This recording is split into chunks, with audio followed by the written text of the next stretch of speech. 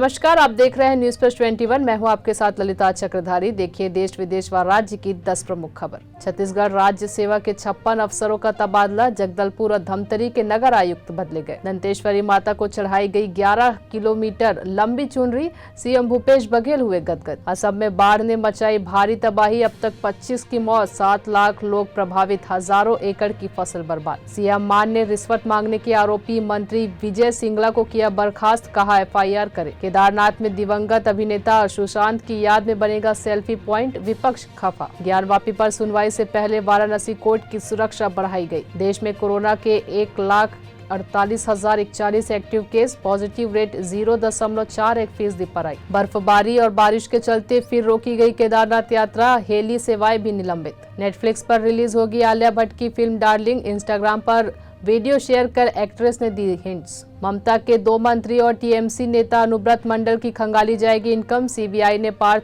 चटर्जी को कल फिर किया तलब। ऐसी ही जानकारी से लगातार अपडेट रहने के लिए देखते रहिए न्यूज प्लस 21, आपके हक की बात।